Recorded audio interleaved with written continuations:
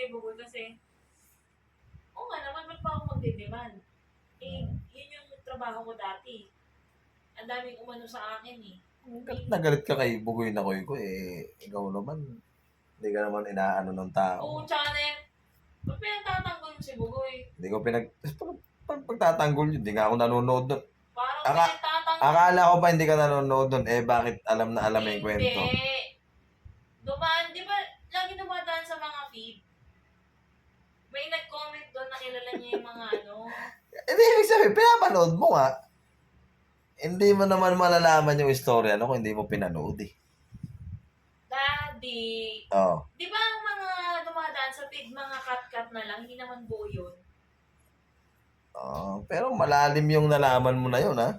Kasi may nakakilala kayo, totoo nga, tsaka doon sa usapan nila Bugoy, na alam mo naman, alam mo naman ako, trabaho ko dati, di ba? Alam mo na yun, sabi nila Bugoy. Yun na yun. Pero wala namang sinabi talaga na yun ang... Hindi nga nila babagit, pwede ibagay, pero may nakakilala sa kanila sa may comment section na trabaho, katrabaho niya, tapos yung isa naman nag-comment. As in beer house? Basta yung tinitibo siya, tapos yung nilalabas siya, binabayaran. Yun yun. Di beer house nga. Yun nga yun. Binabayaran. Kaya gano'n. Pero hindi ka nanonood kay Bugoy. Dumaan nga sa si Daddy na pa. Ikaw nga po nagbabrowse na napapanood mo yung mga ayaw mong panoorin. Oy. Pag hindi mo gustong panoorin yan, i-scroll mo yan. Daddy, naawa ako sa babae. Ano naman kinalaman sa buhay mo nun? Tinitingnan.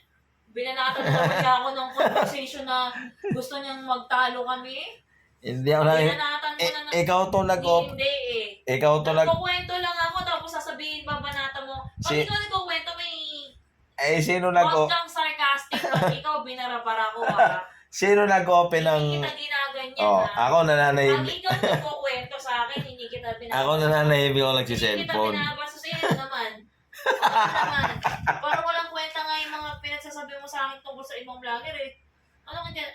Okay. Kaya ano comment, okay na lang ako ng okay eh. Ano bang hinento ko sa ibang vlogger? Ay, tigil-tigilan mo ako. Sige, kala mo ako talaga ginaganyan mo ako Hindi tayo Hindi na... ka na natigil sa kagaganyan mo sa...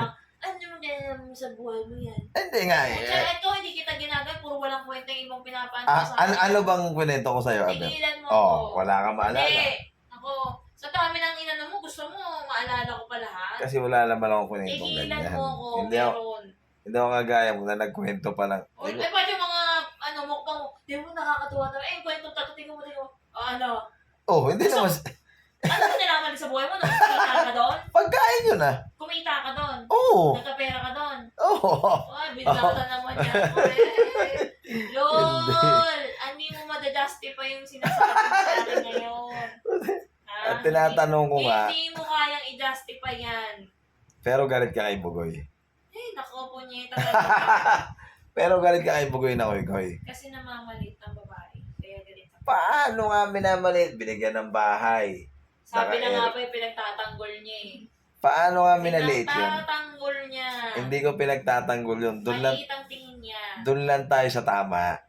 Hindi yun tama. Sino may kasalanan? Sabi niya lang yun. Sino may kasalanan? Sino may kasalanan sabi mo? Si Bugoy o yung babae? Kaya nanawa ko doon sa babae. Hindi.